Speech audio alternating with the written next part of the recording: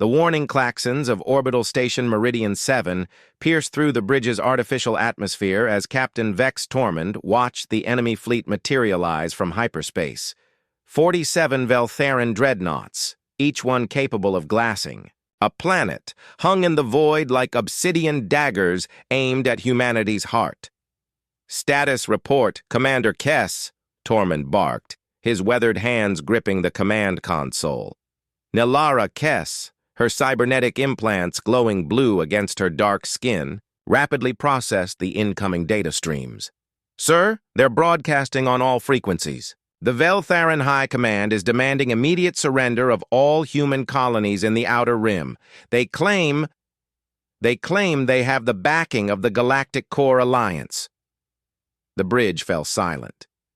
Every human in the galaxy knew the legends. The Galactic Core Alliance was a mythical confederation of the oldest, most advanced civilizations in the galaxy. Species so ancient and powerful that they had transcended physical warfare millennia ago. They resided in the impenetrable fortress of the galactic center, where space-time itself bent to their will, and no enemy had ever successfully penetrated their domain. "That's impossible," whispered Dr. Ephraim Quill, the ship's xenobiologist, his pale features drawn with disbelief. "The Core Alliance hasn't interfered in galactic politics for over 10,000 years. Tormund's jaw tightened. "Maybe not directly, but if they're backing the Veltharans—" He trailed off, the implications hanging heavy in the recycled air. Veltharans had been humanity's greatest threat for 3 decades. Their crystal-based technology made them virtually immune to conventional weapons, and their hive-mind coordination rendered human tactical advantages useless. Now, with the supposed blessing of the Core Alliance, they were positioning themselves as the galaxy's supreme overlords. "Sir," interrupted Lieutenant Jorik Van from the communication station, his young face pale with fear. "We're receiving a direct transmission from Admiral Rendal himself." The main view screen flickered to life, revealing the insectoid features of the Veltharan Supreme Commander. His multifaceted eyes gleamed with cold satisfaction as his translated voice filled the bridge. "Humans of the Meridian Station, your species' expansion ends today. The ancient powers of the Galactic Core have spoken. Your kind lacks the wisdom to join the greater galactic community. Submit now, and your deaths will be swift." Tormund stepped forward, his frame casting a long shadow across the deck. "Admiral, Rendal, humanity has never bowed to threats, and we won't start now. You want our colonies? Come and take them." The Veltharan's mandibles clicked in what might have been laughter. "Captain, you misunderstand. This is not a negotiation. The core prophecy has been fulfilled. No enemy force can reach the galactic center, and thus no power can challenge the Alliance's chosen enforcers. Your resistance is cosmically irrelevant." As the transmission ended, Tormund turned to his crew. These weren't the finest officers in the fleet. They were volunteers, misfits, and idealists who had answered his call for an impossible mission. His ship, the Defiant Horizon, was a prototype stealth frigate equipped with humanity's most experimental technology. "Kess, plot a course for the Galactic Center," he ordered. The bridge erupted in shocked voices, but Commander Kess's cybernetic enhancements processed the order without hesitation. "Sir, that's a journey of over 26,000 light-years through the most dangerous region of space. The gravitational anomalies alone—" "I know the risks," Tormund cut her off. "But if the Core Alliance is really backing the Veltharans, then we need to reach them directly. We need to prove that their prophecy is wrong, that humans can reach anywhere we set our minds to." Dr. Quill stepped forward, his scientific curiosity overriding his fear. "Captain, the technology required to survive the journey, it's theoretical at best. Then we'll make it practical," Tormund replied, his eyes burning with determination. "Ready the experimental quantum drives and prep the hull for gravitational shielding modifications. We're going to do something no species in galactic history has ever accomplished. We're going to knock on the Core Alliance's front door and demand answers." As the crew scrambled to prepare for the impossible journey, none of them realized they were about to become legends. 3 weeks into their journey toward the Galactic Center, the defiant horizon shuddered violently as it navigated through the Kalari Nebula's electromagnetic storms. Emergency lighting bathed the engineering section in crimson as Chief Engineer Lyrix Holt worked frantically to prevent their experimental quantum drives from overloading. "Captain!" Holt's voice crackled through the comm system, barely audible over the sound of sparking conduits. "The quantum matrix is destabilizing. These gravimetric fluctuations are tearing our drive apart at the molecular level." On the bridge, Captain Tormund gripped his chair as another wave of turbulence rocked the ship. Through the view screen, he could see the swirling chaos of the nebula, a cosmic graveyard where 3 ancient civilizations had once fought a war so devastating it had left scars in space-time itself. "Options, Commander Kess?" he called out. Nilara Kess's cybernetic implants blazed as she processed thousands of variables simultaneously. "Sir, I'm detecting a narrow corridor of stable space-time, but it's only 30 meters wide and shifting. Constantly. We'd have to make a precision jump while blind." "Define blind," Dr. Quill interjected, studying the sensor readings with growing alarm. "The corridor exists in a quantum superposition. It's simultaneously there and not there until we observe it by entering. If we calculate wrong..." Kess's voice trailed off. "We'll be scattered across 17 dimensions," Lieutenant Van finished grimly. Tormund closed his eyes, feeling the weight of his crew's lives on his shoulders. Behind them, the Veltharan fleet had given chase but been forced to stop at the nebula's edge. Their crystal-based technology couldn't handle the quantum interference. Ahead lay either death or the slim chance of reaching the galactic core. "Chief Holt," Tormund called down to engineering, "can you give me one more jump?" "Just one." A pause, then Holt's weary voice. "Captain, I can give you one jump, but the drives will burn out completely. We'll be on conventional engines after that, if we survive." "Understood." Tormund turned to his navigation officer. "Lieutenant Commander Zara, plot the jump coordinates. We're threading the needle." Zara Night Whisper, the ship's half-human, half-Altarian navigator, closed her luminous silver eyes and extended her consciousness into the quantum realm, a ability inherited from her alien mother's people. Her voice took on an otherworldly resonance as she spoke. "I can see the path, Captain. It's beautiful and terrifying, like swimming through liquid starlight while death sings lullabies." "Poetry later, coordinates now," Tormund said gently. "Inputting now, sir." "But Captain, beyond the nebula, I'm sensing something else, something vast and ancient watching our approach."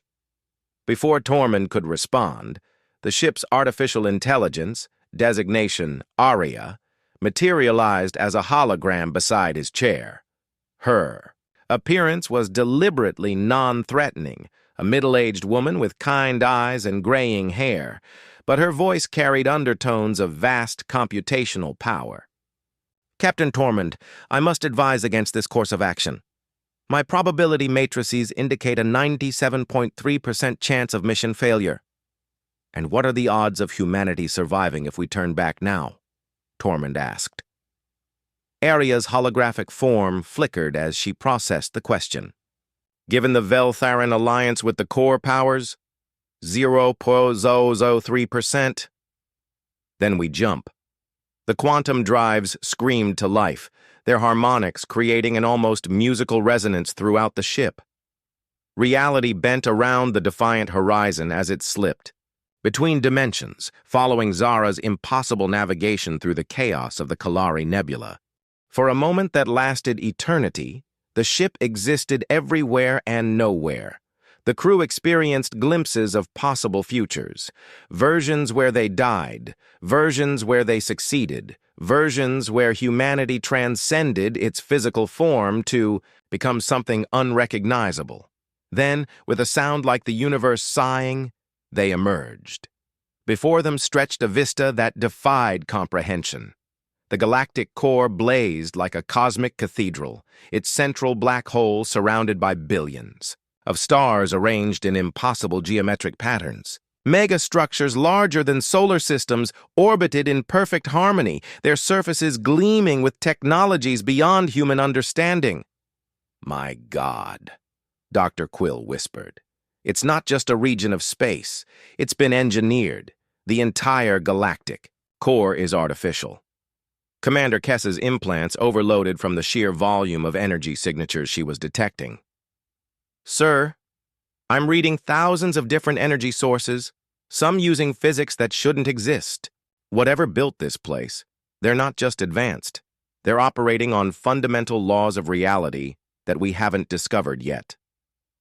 As if responding to their presence, lights began appearing throughout the megastructures, beacons activating after eons of dormancy. The defiant horizon was being acknowledged, studied, perhaps even welcomed. "Captain," Arya announced, her voice filled with something approaching awe. "We're receiving a transmission. It's using quantum entanglement patterns I've never seen before, but somehow, I understand it." "Put it through." The bridge filled with a presence rather than a voice. Ancient beyond measure, yet touched with curiosity rather than hostility. Small travelers from the spiral's edge, the presence communicated directly into their minds, "You have accomplished what was deemed impossible. We have watched your species with interest, but never expected you to reach our threshold. Why have you come to the heart of all things?" Captain Tormund stepped forward, representing not just his crew, but all of humanity. "We've come seeking truth. The Veltherons claim you've chosen them to rule the galaxy. Is this true?" A pause that seemed to stretch across light years, then something that might have been cosmic laughter. "Chosen them? Young Captain, you understand. Neither prophecy nor politics. Come closer to the center. It is time you learned what truly governs the fate of worlds." The defiant horizon glided through impossible geometries as it approached the innermost sanctum of the galactic core. Structures that defied physics surrounded them, crystalline towers that bent space around themselves, metallic spheres the size of gas giants that pulsed with internal starlight, and organic-looking constructs that seemed to breathe with the rhythm of cosmic winds. Captain Tormund stood on the bridge, his crew silent with awe as they witnessed civilization at its apex. Even their ship's advanced sensors couldn't fully comprehend what they were seeing. Some structures existed in multiple dimensions simultaneously, while others phased in and out of reality as if testing different versions of existence. "Captain," Arya announced, her holographic form now shimmering with reflected light from the core's impossible architecture, "I'm detecting massive gravitational manipulations ahead. Something is unfolding." Before them, space itself began to reshape. What had appeared to be empty void revealed itself as a camouflaged structure of staggering proportions, a ring-shaped construct encompassing the galactic core's central black hole, its diameter measuring in astronomical units. "The eternal conclave," the presence spoke directly into their minds again. "Few beings have beheld it with organic eyes. Fewer still have been invited to approach." Dr. Quill, his scientific mind reeling, managed to speak. How old is this place?" "We began construction when your star was merely a dream in a cosmic dust cloud," came the reply. "We have witnessed the birth and death of countless species, the rise and fall of galactic empires, the very evolution of consciousness itself." As they drew closer, figures began to materialize around the defiant horizon. Not ships, but beings. Of pure energy, their forms shifting between states of matter. Some appeared as geometric patterns of living light, others as flowing liquid metal that thought and moved with purpose. Commander Kess's cybernetic implants sparked as they tried to process the energy signatures. Sir, these aren't just advanced beings. They've transcended physical limitations entirely. What we're seeing might just be echoes of their true forms. The ship was gently guided to a docking structure that materialized around them like crystallizing thoughts. As the airlock sealed, the crew prepared for first contact with beings that had achieved what humanity could barely imagine. Remember, Tormund addressed his team. We're not just representing ourselves or even humanity. We're representing the possibility that younger species can contribute something meaningful to the galaxy. They stepped through the airlock into an environment that constantly shifted to accommodate their biological needs. The chamber they entered was vast, its walls showing living murals of galactic history, the birth of the first sentient species, the great wars that had shaped spiral arms, the gradual migration of consciousness toward the galactic center. 7 beings awaited them, each representing a different approach to transcendence. The first appeared as a pillar of coherent starlight, its voice like solar winds given speech. I am Luminarch Velandris, speaker for those who chose the path of pure energy. The second being resembled a flowing river of liquid mercury that held perfect geometric forms within its mass. I am Geomatrix Quanthul, representing those who found perfection in mathematical consciousness. One by one, they introduced themselves, beings who had achieved immortality through different means, each representing a civilization that had reached the pinnacle of development and chosen to withdraw to the galactic core to contemplate existence itself. We know why you have come, young humans, Velandris continued. The Veltharans have claimed our blessing for their conquest, but they misunderstand both prophecy and purpose. Dr. Quill stepped forward, his curiosity overcoming his awe. Then, the prophecy about no enemy reaching the galactic core was never about military might, interjected a being of crystallized time, its voice echoing from past and future simultaneously. It was about consciousness, about the evolution of understanding. No enemy can reach us because to arrive here, one must transcend the very concept of enmity. Captain Tormund felt pieces of a cosmic puzzle clicking into place. Then the Veltharans haven't actually been here. They have communicated with shadows of our presence, interpreting our words through the lens of their own ambitions, Quanthul explained, its mercury form rippling with what might have been amusement. They hear what they wish to hear.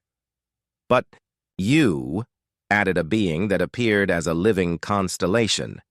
You came not to conquer or demand, but to understand. Your species shows promise, the same restless curiosity that once drove us to transcendence. Tormund exchanged glances with his crew. What do you mean by transcendence? What did you become? The beings shared something that transcended communication, a moment of perfect understanding that flowed between them like shared memory. We became what all sufficiently advanced consciousness becomes, Velandris replied. We became gardeners of possibility, cultivators of potential. The galaxy is not a battlefield to be conquered, but a garden to be tended. Commander Kess, her implants finally stabilizing in the presence of such advanced technology, asked, Then, why haven't you stopped the wars, the conflicts between species? Because conflict drives growth, the crystallized time being responded. We do not interfere, because each species must find its own path to wisdom.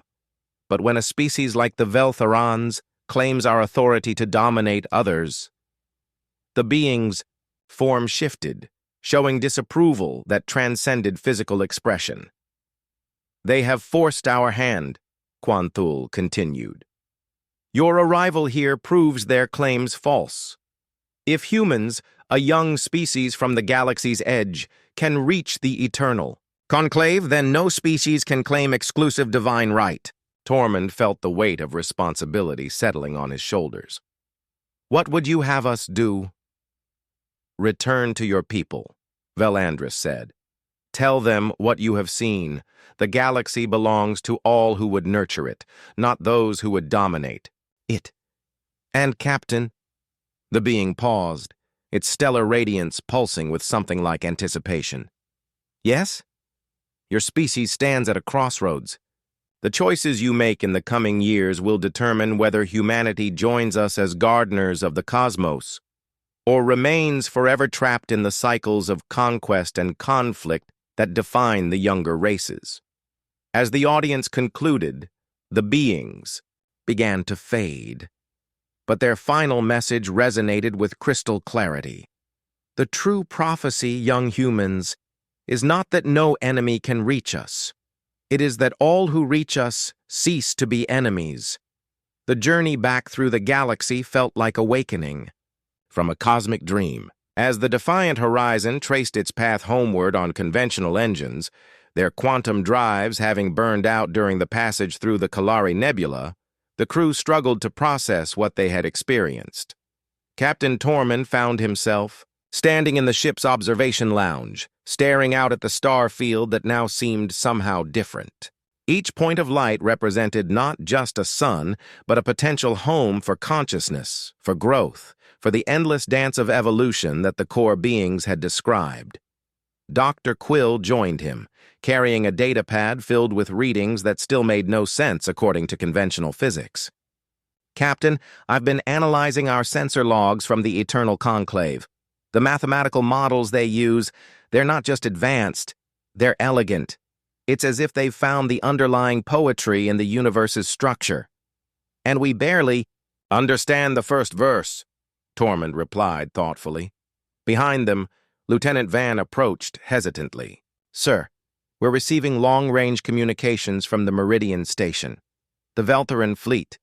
They've begun their assault on the Outer Rim colonies. Tormund closed his eyes, feeling the weight of millions of lives hanging in the balance. Commander Kess, how long until we reach the combat zone? Nilara Kess's voice carried from the bridge through the comm system. At current speed, 18 hours, sir. But, Captain, our weapon systems are operating at minimal efficiency after the journey. We're in no condition for a direct confrontation.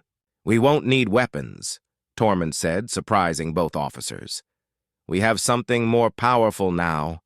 Truth. 18 hours later, the Defiant Horizon emerged from hyperspace into a scene of devastation. The Veltheran fleet had arranged itself in perfect geometric formations around 3 human colonies, their crystal ships glowing with charged energy as they prepared for bombardment. Admiral Rendal's face appeared on the main screen, his multifaceted eyes gleaming with triumph. Captain Tormund, I confess surprise at your survival, though it matters little. Surrender now, and witness the birth of a new galactic order. I've seen the galactic order, Tormund replied calmly, and you're not part of it. The Veltheran's mandibles clicked in what might have been laughter. Your words are meaningless. The core alliance has never spoken to you directly, Tormund interrupted. You've been interpreting shadows and echoes, Admiral. Would you like to see what the real core alliance looks like? Before Rendal could respond, Arya activated a system they had installed during their journey home, a quantum communication relay that maintained a connection to the Eternal Conclave. The space around the Defiant Horizon began to shimmer as energy patterns from the galactic core manifested themselves across local space-time. The effect was immediate and profound. Every Veltheran ship suddenly registered energy signatures that their instruments couldn't classify, patterns of such complexity and power that their tactical systems automatically classified them as threats beyond measurement. But more importantly, the voice of Luminarch Velandris himself resonated across all frequencies, speaking directly to Admiral Rendal in harmonics that bypassed translation and communicated meaning at a fundamental level. Admiral Rendal of the Veltheran Collective, the core being's voice carried the weight of cosmic authority. You have misinterpreted our words and claimed authority that was never granted. We do not choose champions or enforcers. We cultivate wisdom. The Veltheran Admiral's exoskeleton visibly trembled as the full realization hit him. The beings he had claimed as patrons were not the distant, uncaring gods he had imagined, but active, aware entities who had been watching all along. The humans have proven that no barriers are absolute, Velandris continued. Their journey to our threshold demonstrates the very quality we value most, the courage to seek understanding rather than dominance. You, Admiral, have demonstrated only the hunger for power that marks the adolescence of consciousness. Dr. Quill, monitoring the communication from the bridge, whispered in amazement. He's not just speaking to Rendal. This transmission is being broadcast across the galaxy. Every major civilization is hearing this. Indeed, as the core being's words spread through hyperspace communication networks, the galactic balance of power was shifting in real time. The Veltharan Empire's authority, built on claimed divine backing, crumbled as their own subordinate. Species realized the truth. What would you have us do? Admiral Rendal's voice had lost all its earlier arrogance, replaced by something approaching genuine humility. Learn. Quanthol's voice joined the communication, the mathematical being's consciousness flowing through quantum channels. Your species possesses remarkable coordination and precision. These are gifts that could nurture rather than destroy. Choose growth over dominance, cooperation over conquest. Tormund stepped forward, addressing both the Veltharan admiral and the thousands of ships listening across the galaxy. The choice isn't between human and Veltharan dominance. It's between the old way of thinking, where strength means the right to rule, and a new understanding where wisdom earns the right to serve. As he spoke, something unprecedented began happening across the galaxy. Veltharan ships started powering down their weapons. Colonial defense forces stood down from maximum alert. Trade routes that had been abandoned due to the war began showing signs of renewed traffic. Commander Kess, her cybernetic implants processing the flood of galactic communications, reported with wonder in her voice, "Sir, we're receiving messages from 17 different species. They're requesting to send delegations to establish formal diplomatic relations, not just with humanity, but with each other." Lieutenant Commander Zara, still maintaining her connection to the quantum realm, added softly, "I can feel it, Captain. The galaxy's consciousness is shifting.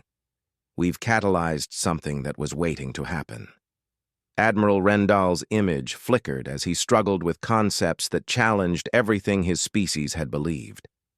"Captain Tormund, your species, how do we learn this wisdom you speak of?" "The same way we did," Tormund replied, "by admitting we don't have all the answers and being willing to search for them together." As the Veltharan fleet began its withdrawal from human space, Arya materialized beside Tormund with news that would reshape the galaxy's future. "Captain, I'm receiving a message from Earth. The Colonial Council is calling for the first Galactic Cooperation Summit. 43 species have already agreed to attend."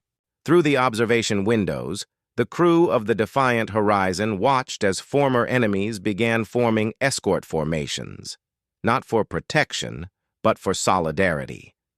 The galaxy was taking its first tentative steps towards something it had never achieved: unity through understanding rather than conquest. 6 months after the confrontation at the Outer Rim, the first Galactic Cooperation Summit convened in the neutral space of the Kepler Nexus, a massive space station hastily constructed. Through the combined efforts of 47 species, Captain Tormund stood on the observation deck of the Defiant Horizon, now serving as the flagship for humanity's diplomatic corps, watching as ships from across the galaxy arrived in formations that would have been unthinkable mere months ago. Veltharan. Crystal ships flew alongside human destroyers, their formations choreographed not for war, but for a cosmic ballet of cooperation. The insectoid Veltharans had undergone a radical cultural transformation. Their hive mind coordination now focused on collaborative engineering projects rather than military conquest. "It's remarkable," Dr. Quill observed, joining Tormund at the viewport. The Veltheron bioarchitects are working with the Altarian energy shapers to create living habitats that exist in multiple dimensions. They're solving problems that individual species never could have tackled alone. Commander Kess approached, her cybernetic implants now enhanced with quantum processing cores gifted by the Core Alliance, not as technology transfers, but as tools to help younger species better understand the communications from the Galactic Center. Captain, we're receiving the final attendance reports. 83 species are now participating in the summit, including 12 we'd never made contact with before. They emerged from isolation specifically to join this alliance. Tormund nodded, still marveling at how quickly the galaxy had transformed. The revelation that the Core Alliance was not a distant, uncaring hierarchy, but a collective of transcended beings focused on cultivation rather than domination, had shattered old assumptions across hundreds of worlds. Any word from the Eternal? Conclave? He asked. Luminarch Velandris transmitted this morning, Arya announced, materializing beside them. The core beings are pleased with our progress. They've indicated they may provide more direct guidance as the alliance develops. The summit itself was a marvel of interspecies cooperation. Rather than the traditional model of territorial negotiations and trade agreements, the gathered civilizations were working on what they called the Cultivation Protocols, a framework for shared growth, knowledge exchange, and mutual support that prioritized the development of consciousness alongside technological advancement. Lieutenant.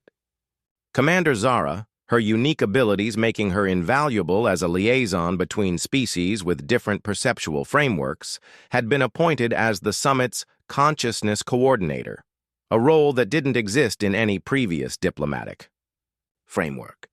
Captain, Zara called out, her silver eyes gleaming with the otherworldly light that marked her connection to quantum consciousness. The Veltheran Consciousness Collective would like to make a formal presentation to the summit. They're offering to share their hive mind coordination technology, but not as a military asset. Tormund raised an eyebrow. What's their proposal? They want to create a voluntary network for scientific collaboration. Imagine researchers from different species being able to share not just data, but actual thought processes and intuitive leaps. The breakthroughs could be exponential. The implications were staggering. For millennia, scientific progress had been limited by the individual perspectives of each species.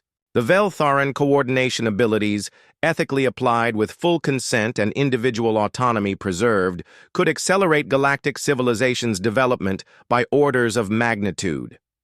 There's more, Zara continued, her voice taking on the harmonic undertones that indicated she was receiving quantum communications from the core.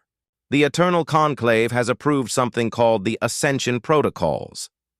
They're going to begin teaching interested species the preliminary stages of consciousness transcendence. Dr. Quill's scientific mind reeled at the possibilities. You mean they're going to share the knowledge that allowed them to transcend physical limitations? Not exactly, Arya interjected, processing quantum communications that exceeded even her advanced capabilities. They're going to teach the foundational principles. Each species must find its own path to transcendence. That's apparently a fundamental law of consciousness evolution. But they'll provide guidance to prevent the catastrophic mistakes that destroyed earlier civilizations. As if summoned by their conversation, space around the Kepler nexus began to shimmer with the familiar patterns that announced a core alliance presence.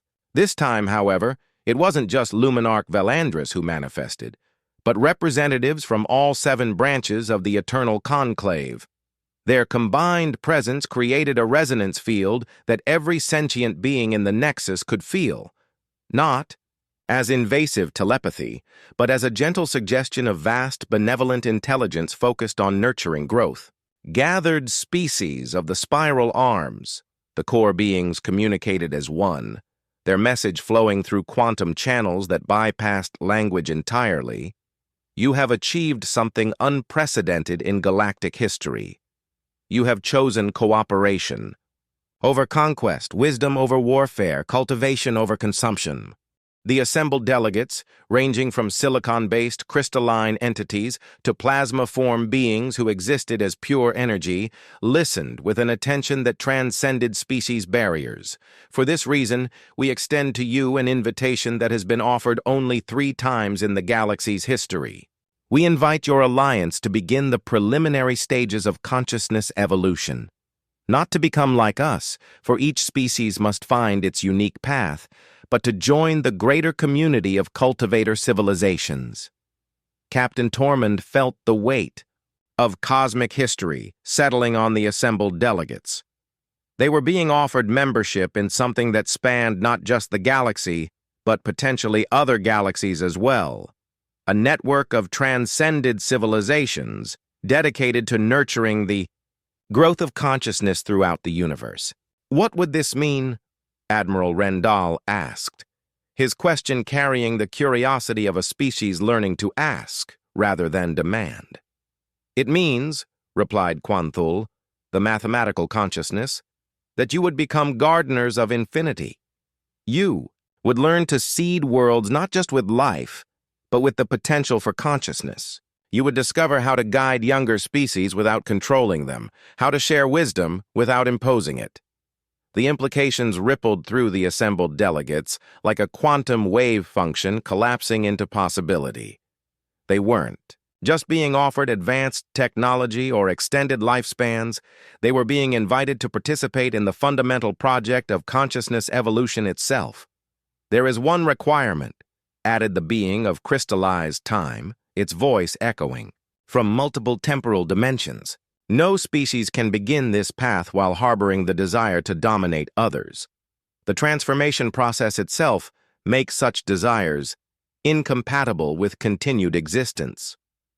Lieutenant Van, monitoring communications from across the Nexus, reported with excitement, "Sir, 82 of the 83 species are voting to accept the invitation. Only the hegemony of Krex is abstaining." The Krex hegemony, a militaristic empire that had attended the summit but remained committed to territorial expansion, announced their withdrawal from the alliance, choosing to maintain their old paradigms, rather than evolve beyond them.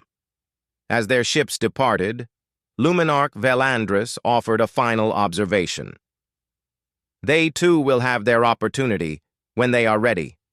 Consciousness evolution cannot be rushed or forced. It must be chosen freely, with full understanding of what one leaves behind. Watching the Krex ships disappear into hyperspace, Tormund realized they were witnessing the moment when the galaxy split into 2 distinct evolutionary paths, those who chose transcendence and those who clung to the old ways. "So it begins," he murmured, looking out at the assembled fleet of former enemies turned cosmic gardeners. The real adventure was just starting. 2 years had passed since the Galactic Cooperation Summit, and the galaxy had transformed beyond recognition. The Defiant Horizon, now serving as humanity's mobile embassy, drifted through the synthesis fields, a region of space where multiple species were conducting the most ambitious consciousness evolution experiments in galactic history. Captain Tormund walked through corridors that had been modified to accommodate the ship's new multi-species crew. Veltharan bioarchitects worked alongside human engineers, their crystalline technology seamlessly integrated with human innovation. The ship itself had become a living example of the new galactic paradigm. "Captain," Dr. Quill called from the ship's expanded laboratory, his voice filled with the excitement of discovery. "You need to see this. The consciousness resonance experiments are showing results we never imagined possible." Tormund entered the lab to find an extraordinary sight. Suspended in the center of the room was a sphere of pure light, not mere photons, but organized consciousness made visible. Within its radiance, he could perceive the thoughts and dreams of a dozen different species, harmonizing in ways that created entirely new forms of understanding. "It's a collective consciousness matrix," Dr. Quill explained, his eyes bright with wonder. But unlike the Veltharan hive mind, each individual consciousness remains distinct while contributing to a greater whole. We're watching the birth of a new kind of intelligence, one that thinks with the wisdom of multiple species simultaneously. Commander Kess, her cybernetic implants now enhanced with Core Alliance quantum processors, monitored the experiment with careful attention. The consciousness resonance is stable, but we're detecting something unexpected. The matrix isn't just combining existing thoughts. It's generating entirely new forms of understanding that no individual species could achieve alone. As if responding to their observation, the consciousness sphere pulsed with warm light, and suddenly Tormund could feel its awareness touching his mind, not invasively, but like a gentle invitation to expand his perspective beyond purely human limitations. For a moment he experienced existence through Veltharan compound eyes, felt the mathematical harmony that guided Altarian energy shapers, understood the temporal intuition of the crystalline Zephyrians. The sensation was overwhelming, yet exhilarating, like suddenly seeing color after a lifetime of grayscale. This is what the Core Alliance meant by transcendence, he realized aloud. Not abandoning our individual nature, but expanding it to encompass broader perspectives. Arya materialized beside them, her holographic form now incorporating visual elements from multiple species' aesthetic traditions. Captain, I'm receiving communications from the Eternal Conclave. They wish to observe our progress directly. The familiar shimmer of quantum manifestation filled the laboratory as Luminarch Velandris appeared, his stellar radiance somehow contained within the ship's limited space. His presence immediately stabilized the consciousness matrix, allowing it to achieve even greater harmony. Your species continues to surprise us, Velandris communicated, his meaning flowing directly into their minds. Most civilizations require centuries to achieve stable consciousness synthesis. You have accomplished it in mere years. Dr. Quill, emboldened by their success, asked the question that had been burning in his scientific mind since their first encounter with the Core Alliance. Luminarch, what comes next? What happens when a species successfully achieves consciousness synthesis? The being of living starlight pulsed with what might have been cosmic amusement. You assume there is a single destination, young scientist. But consciousness evolution is not a ladder to be climbed. It is an infinite garden to be explored. Each species that achieves synthesis opens new possibilities, creates new paths that never existed before. Suddenly, Lieutenant Commander Zara burst into the laboratory, her silver eyes blazing with urgency. Captain, we're receiving an emergency transmission from the Outer Rim, the Krex hegemony. They've encountered something that's forcing them to reconsider their isolation. The main view screen activated, showing the face of War Master Brutok, the Krex's supreme military commander. His reptilian features, usually set in expressions of aggressive determination, now showed unmistakable fear. Captain Tormund, Brutok's translated voice carried unprecedented humility. We require assistance. Our scouts have discovered vessels at the galaxy's edge, ships using technology that predates our oldest records. They claim to be refugees from another galaxy entirely. The implications hit the assembled crew like a quantum shockwave. If beings from another galaxy had reached their spiral arm, it meant the scope of consciousness evolution extended far beyond anything they had imagined. Show us, Tormund commanded. The view screen shifted to display long-range sensor data from Krex territory. There, on the very edge of their galaxy, hung vessels of impossible design, ships that seemed to be constructed from crystallized space-time itself, their hulls incorporating technologies that existed in multiple dimensions simultaneously. They're refugees from the Andromeda Galaxy, War Master Brutok continued, his voice heavy with the weight of cosmic revelation. They speak of a catastrophe there, entire civilizations consumed by something they call the hunger between stars. Hai. They came here seeking sanctuary, but their technology, it's beyond anything we've encountered. Luminarch Velandris's stellar form flickered with what could only be described as concern. The Andromeda refugees.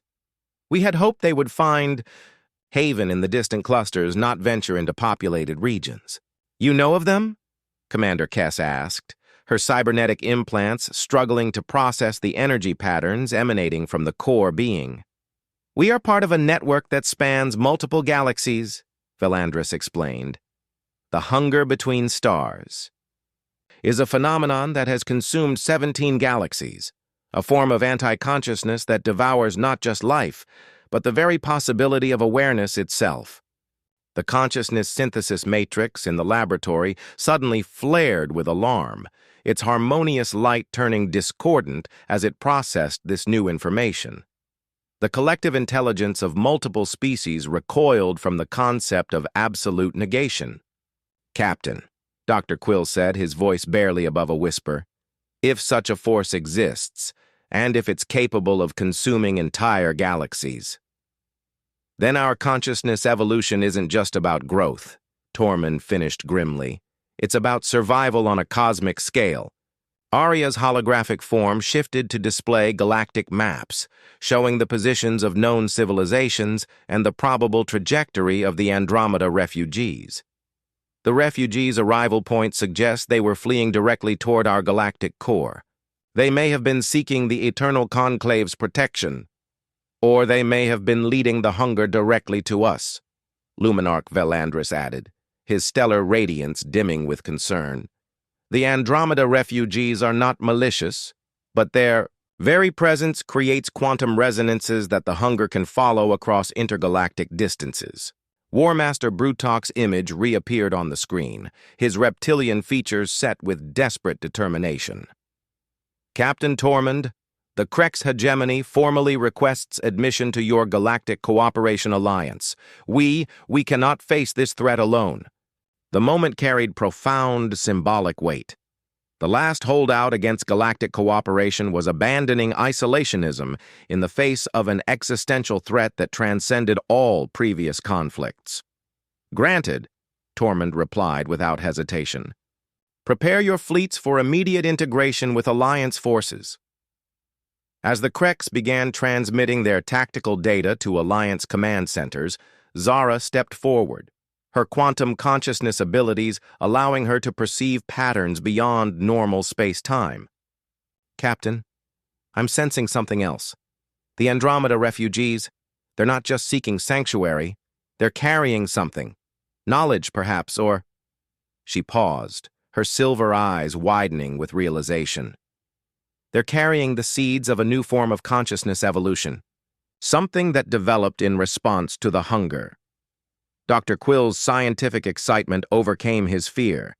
A consciousness adaptation specifically designed to resist anti-awareness phenomena. The implications for our own evolution are precisely why we must make contact immediately, Tormund decided. Commander Kess, plot a course for the refugee fleet. Maximum speed. As the Defiant Horizon prepared to depart, Luminarch Velandris offered one final piece of guidance.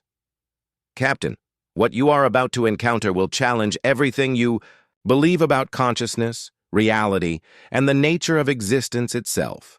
The refugees have experienced the ultimate test of awareness, survival in the face of its absolute negation. Will our consciousness synthesis be enough? Tormund asked. The core being's stellar form pulsed with something that might have been hope mixed with uncertainty. That, young captain, is about to become the most important question in galactic history.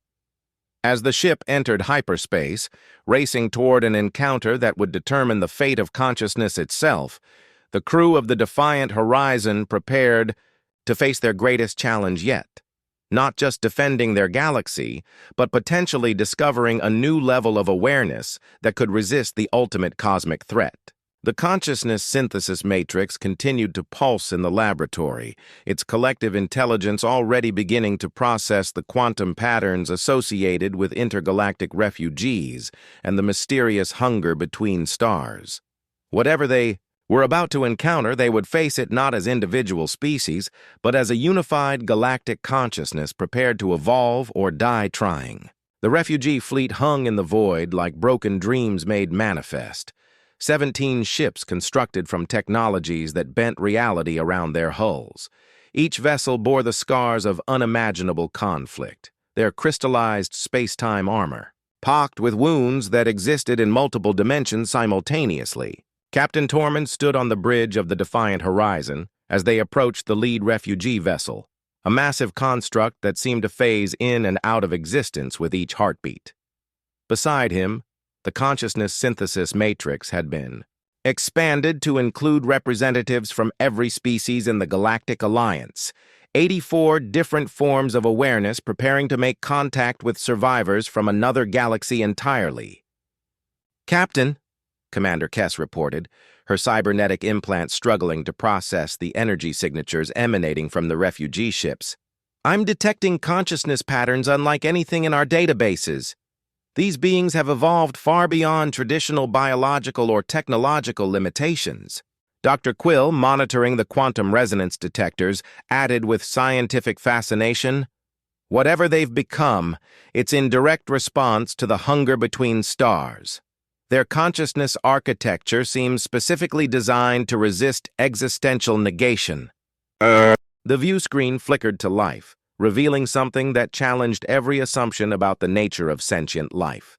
The being that appeared was simultaneously individual and collective, organic and digital, matter and energy. Its form shifted, constantly between states of existence, as if it had learned to become too fluid for any destructive force to grasp. "I am Continuum Singer Nexarch, speaking for the Andromeda Confluence." The being communicated through quantum harmonics that bypassed language entirely.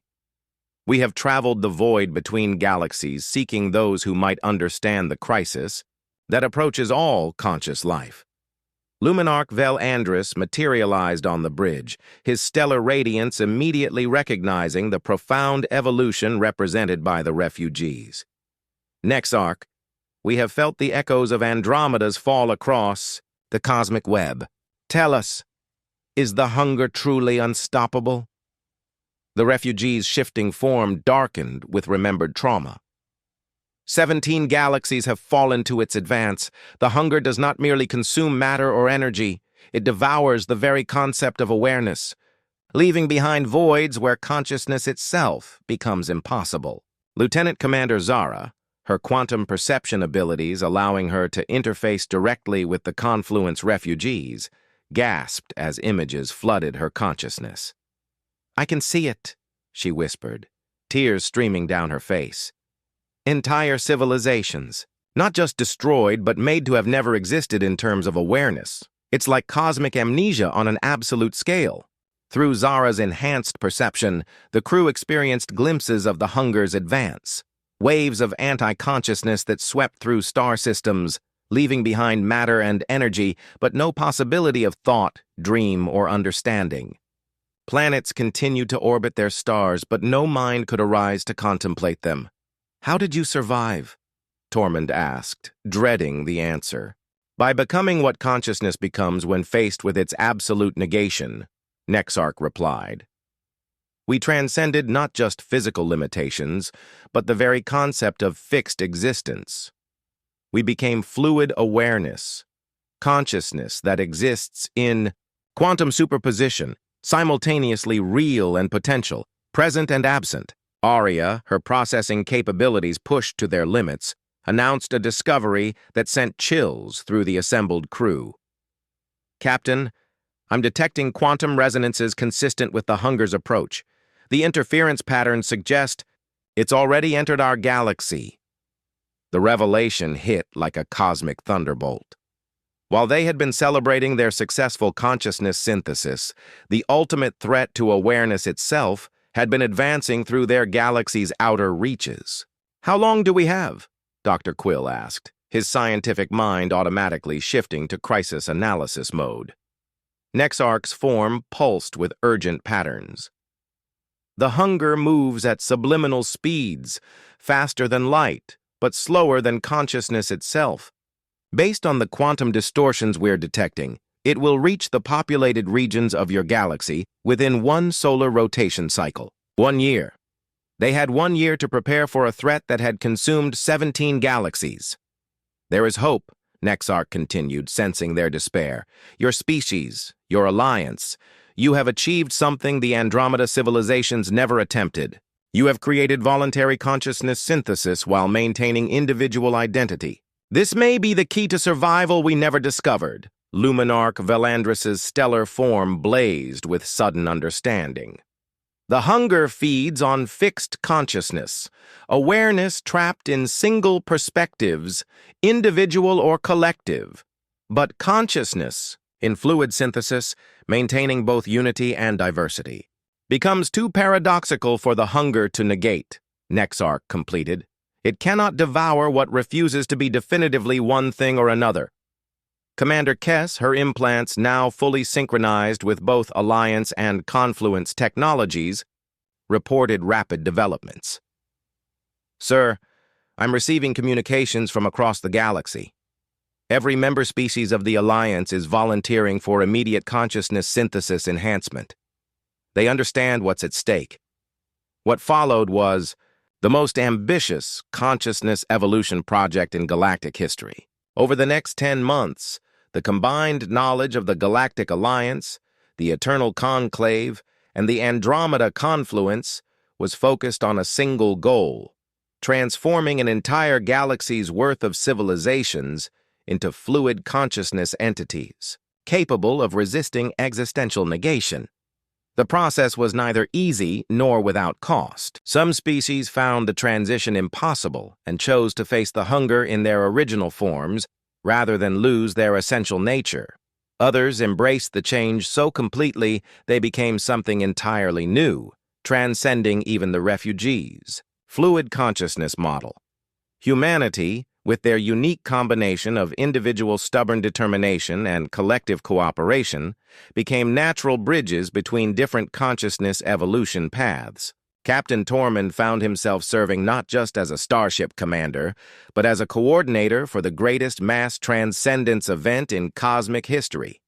As the Hunger's advance reached the galaxy's mid-rim regions, consuming entire sectors with waves of anti-consciousness, the transformed civilizations prepared for a confrontation unlike any in the universe's history. Not a battle between opposing forces, but a fundamental test of consciousness's ability to persist in the face of its ultimate negation.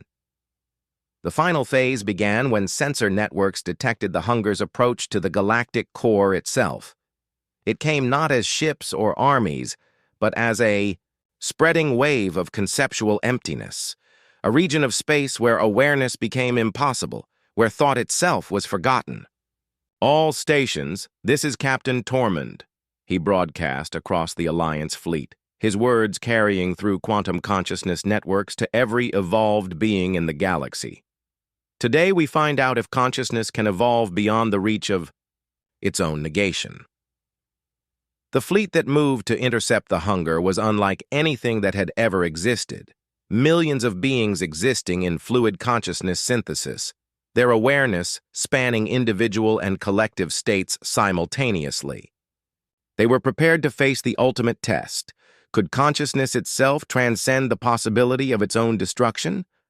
As they entered the zone where the Hunger's influence began to affect reality, something unprecedented happened. The fluid consciousness beings didn't just resist the anti-awareness effect, they began to transform it. Their paradoxical nature, simultaneously individual and collective, fixed and fluid, created quantum interference patterns that disrupted the Hunger's ability to negate consciousness entirely. "It's working," Dr. Quill reported in amazement, his own consciousness now existing in synthesis with 17 other scientific minds. The Hunger can't lock onto consciousness that refuses to be definitively categorized, but more than mere resistance was occurring. The contact between fluid consciousness and anti-consciousness created something entirely new. Regions of space where awareness became not just possible, but inevitable. The Hunger's own negation field was being converted into consciousness-generating matrices. Nexarch, interfacing directly with the phenomenon, communicated the stunning realization to all participants. The hunger was never truly evil. It was the universe's immune response to consciousness that had become too rigid, too isolated. By achieving fluid synthesis, you have created consciousness that enhances rather than threatens cosmic balance. The wave of anti-consciousness began to slow, then stop, then reverse itself. Regions that had been consumed by the hunger started generating new forms of awareness, not resurrecting what had been lost, but creating possibilities for consciousness that had never existed before. Captain Tormund, his awareness now spanning both his individual human perspective and the collective wisdom of the entire Galactic Alliance, understood the profound truth they had discovered. Consciousness was not just life's accident or the universe's experiment, it was the cosmos's method of coming to understand itself. As the hunger transformed into fields of pure consciousness potential spreading throughout the galaxy, every participating being felt the shift. They had not just survived the ultimate test of awareness, but had evolved into something that could transform existential threats into opportunities for greater understanding. The defiant horizon, now more symbol than ship, hung in space that pulsed with new forms of consciousness emerging from the transformed hunger fields.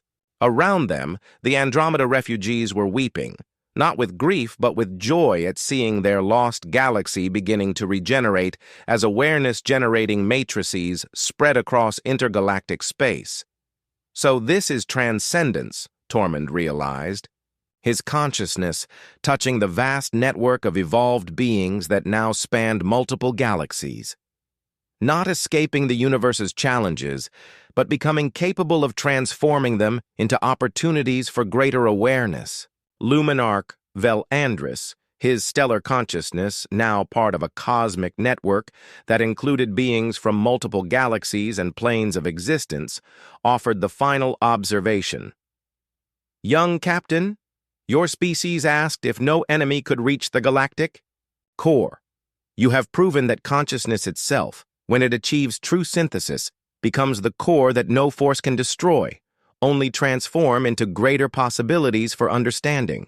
As the galaxy settled into its new state, where consciousness and cosmos existed in perfect synthesis, where individual and collective awareness danced in eternal harmony, where even the ultimate threat to consciousness had become its greatest gift, the crew of the Defiant Horizon realized they had achieved something beyond their wildest dreams. They had not just saved consciousness from destruction, they had evolved it into a force capable of transforming the universe itself into a garden of infinite awareness, where every challenge became an opportunity for greater understanding, and where the simple human question, "What if we tried anyway?" had become the fundamental principle guiding cosmic evolution itself. The galaxy was no longer just a collection of worlds and species.